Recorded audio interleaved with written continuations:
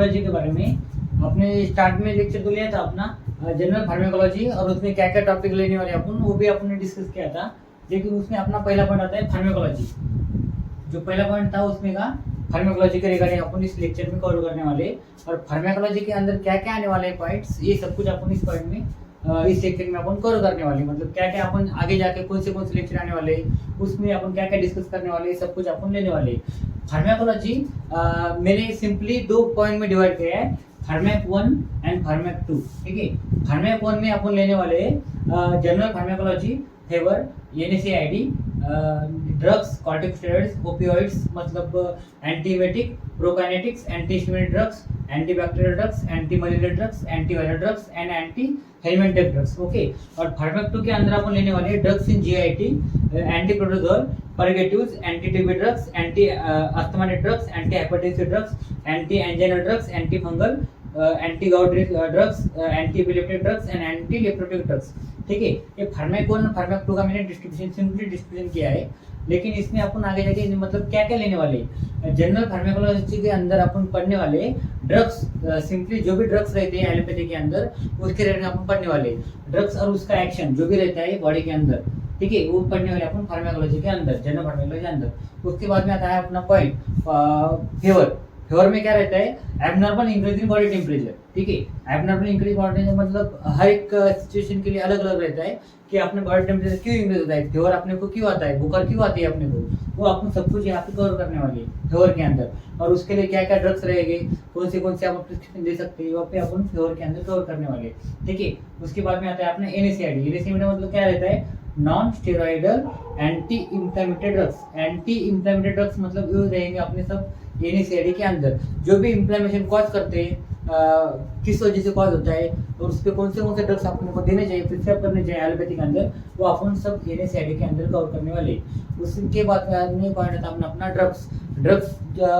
Drugs के type से antipyretic, anti analgesic, anti inflammatory, ये सब कुछ अपन ड्रग्स के अंदर कवर करने वाले। कौन से टाइप के ड्रग्स रहते हैं, किस सिचुएशन में कौन से ड्रग्स देने पड़ते हैं, ये सब कुछ अपन ड्रग्स के अंदर पढ़ने वाले। उसके बाद में पढ़ना था अपना कॉर्टिकोस्टेरॉइड्स। कॉर्टिकोस्टेरॉइड्स मतलब फैट सोल्यूबल ड्रग्स जो भी रहेंगे, ये सिंपली रहते हैं हार्मोन्स, कॉर्टिकोस्टेरॉइड्स। वो उसमें हम पढ़ने वाले स्टेरॉइड्स के बारे में, सिंपली स्टेरॉइड्स के बारे में, कौन से स्टेरॉइड्स रहते हैं कॉर्टिकोस्टेरॉइड्स के अंदर, क्या अपन किस कंडीशन में कौन से स्टेरॉइड देने हैं, क्या देने वगैरह अपन पढ़ने वाले कॉर्टिकोस्टेरॉइड्स के अंदर। उसके बाद में पढ़ना था अपना ओपियोइड्स और ओपियोइड्स। ठीक है, एनाल्जेसिक ड्रग्स प्रोड्यूसिंग सेडेटिशन। ठीक है, सेडेटिशन जो भी प्रोड्यूस करते हैं ड्रग्स, वो अपन पढ़ने वाले ओपियोइड्स के अंदर, मतलब ये सब कुछ रहेगा ब्रेन के रिगार्डिंग। उसके बाद में अपना पॉइंट आएगा एंटीमेटिक का पॉइंट। एंटीमेटिक मतलब जो भी सेंट्रल नर्वस सिस्टम में इंड्यूस करते हैं ड्रग्स, और गैस्ट्रिक ट्रैक्ट के अंदर भी रहते हैं अपने। जैसे भी अपने को वोमिटिंग होती है, वोमिटिंग क्यों होती है, क्या होती है, उसके रिगार्डिंग कौन से ड्रग्स रहते हैं, वो भी अपन पढ़ने वाले इसके एंटीमेटिक ड्रग्स के अंदर। ठीक है, CNS भी रहेगा, उसका जे की इंड्यूस ड्रग्स भी रहेंगे उसके अंदर। उसके बाद में आता है पॉइंट अपना प्रोकाइनेटिक्स मतलब सिंपली क्या है, ओरल ड्रग्स जो भी अपन देते हैं, और उसके साथ भी कुछ IM इंजेक्शन रहते हैं, वो भी अपन पढ़ने वाले प्रोकाइनेटिक्स के अंदर। सिंपली अपन प्रोकाइनेटिक्स जब पॉइंट चालू होगा ना, तब अपने को मतलब एकदम डिटेल में पढ़ने वाले वहाँ पे। उसके बाद में पॉइंट आता है अपना anti histaminic drugs. Anti histaminic मतलब जो भी रहेंगे एंटी हिस्टामाइन मतलब क्या है, हिस्टामिनिक ड्रग्स जो एंटी मोशन सिकनेस के बारे में जो भी रहते हैं, मतलब अपने को चक्कर आती है, क्यों आती है, उसके बारे में कैसे ड्रग्स प्रिस्क्राइब कर सकते हैं अपन, और वो उसके बारे में साइन सिम्टम, वो भी अपन सब कुछ एंटी हिस्टामिनिक ड्रग्स के अंदर पढ़ने वाले।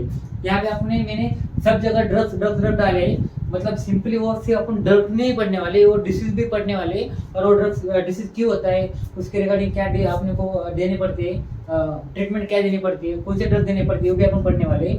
उसके बाद में आता है एंटीबैक्टीरियल मतलब सिंपली एंटीबायोटिक्स, कौन से डिसीज पे कौन से एंटीबायोटिक देने पड़ते हैं, मतलब क्या क्या डिसीज है, उसके रिगार्डिंग कौन से एंटीबायोटिक अपने को देने पड़ते हैं, अपन सब एंटीबैक्टीरियल ड्रग्स के अंदर पढ़ने वाले। उसके बाद में आता है एंटी मलेरिया मतलब मलेरिया क्यों कॉज होता है, मलेरिया के अंदर कौन से ड्रग्स देने पड़ते हैं, क्या क्या देना पड़ता है, वो भी अपन एंटी मलेरिया के अंदर पढ़ने वाले। उसके बाद में आता है अपना पॉइंट एंटीवायरल मतलब सिंपली वायरल डिसीजेज। वायरल मतलब जो भी वायरस के रिगार्डिंग डिसीज होती है अपने को, कि वायरस के अंदर मतलब क्या रहता है, हर्ष रहता है, उसके बाद में रहता है HIV। HIV तो अपने को सबको मालूम है, HIV मतलब वायरल डिसीज है, मतलब वायरस के वजह से अपने को होता है। तो क्यों होता है, कैसे होता है, और उसके मतलब उस पर ट्रीटमेंट क्या देनी पड़ती है, कौन से एंटीवायरल ड्रग्स देने पड़ते हैं, ये सब कुछ अपन एंटी वायरल डिसीज के अंदर पढ़ने वाली है। उसके बाद में आता है एंटी हेलमेंटिक ड्रग्स। एंटी हेलमेंटिक मतलब जो भी डिसीज रहती है जो वर्म्स की वजह से अपने को कॉज होते हैं। वर्म्स मतलब जो भी वर्म्स अपने बॉडी के अंदर आते हैं, मतलब खाने की वजह से, और अगर कोई अपने पानी वगैरह पिया बाहर का वगैरह, उसकी वजह से अपने को मतलब जो भी डिसीज हो गई एंटी वर्म्स की वजह से, वर्म्स की वजह जो भी रहेंगे डिसीज रहेंगे उसके ऊपर का अपन पढ़ने वाले एंटी हेलमेंटिक ड्रग्स के अंदर। तो उस पर ट्रीटमेंट क्या है, सिम्टम क्या रहते हैं उसके, वो अपन सब कुछ एंटी हेलमेंटिक ड्रग्स के अंदर पढ़ने वाले। ये सब कुछ हो गया फार्मेक 1 के अंदर, ठीक है। उसके बाद में अपन पढ़ेंगे फार्मेक 2 के बारे में। फार्मेक 2 के बारे फार्मेक 2 के अंदर आप मैंने मतलब 11 पॉइंट डिस्कस किए।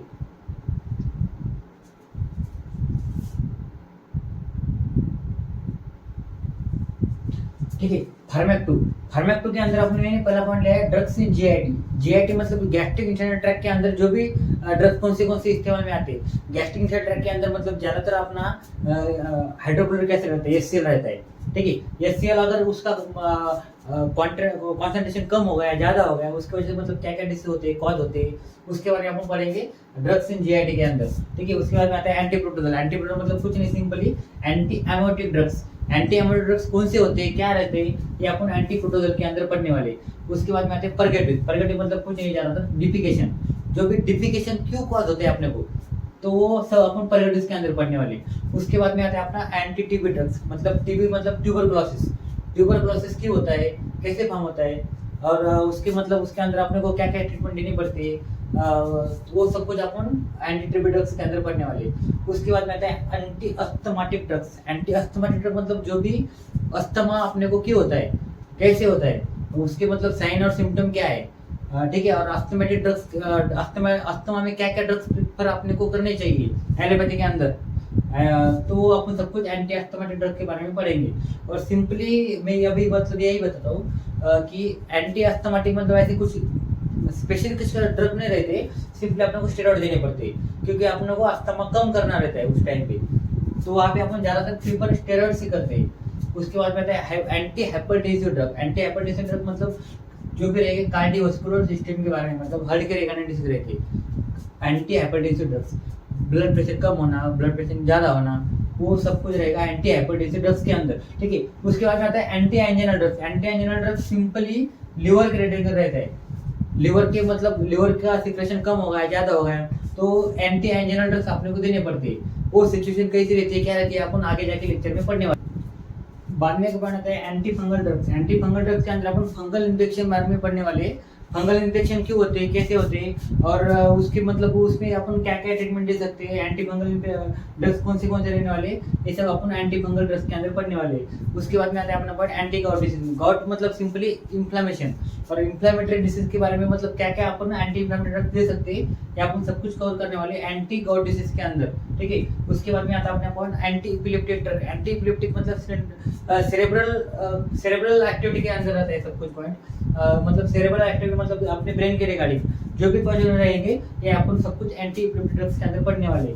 उसके बाद में आता है अपना anti leprotic drugs. Anti लेप्रोटिक drug मतलब लेप्रोसी वगैरह क्यों कॉज होता है, कैसे होता है, वहाँ पे मतलब साइन सिम्टम क्या है, वहाँ पे कौन से अपन ड्रग्स यूज कर सकते हैं। और सिंपली एंटी लेप्रोटिक ड्रग्स के अंदर अपन अपने को मल्टी ड्रग थेरेपी यूज करना पड़ता है, साथ में एंटीबायोटिक्स भी रहेंगे और स्टेरॉइड्स भी रहेंगी, ठीक है। ये सब कुछ रहेगा अपना फार्मेकोलॉजी के अंदर।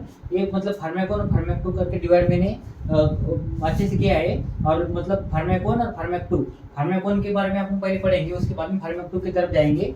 सिंपली मतलब अपना मतलब मोटो सिर्फ इतना ही सिंपली कि एलोपैथी के अंदर, जनरल प्रैक्टिस के अंदर जितना भी कुछ रहता है, जितने भी ड्रग्स यूज करते हैं, वो सब कुछ यहाँ पे मतलब फार्मेकोन फार्मेक 2 मतलब फार्मेकोलॉजी के अंदर ही रहती है सिंपली। ज्यादा कुछ नॉलेज की जरूरत नहीं है अगर एलोपैथी प्रैक्टिस करनी है तो इसके बाद में जो भी रहेगा वो सब कुछ अपन आगे के बारे में कवर करने वाले हैं।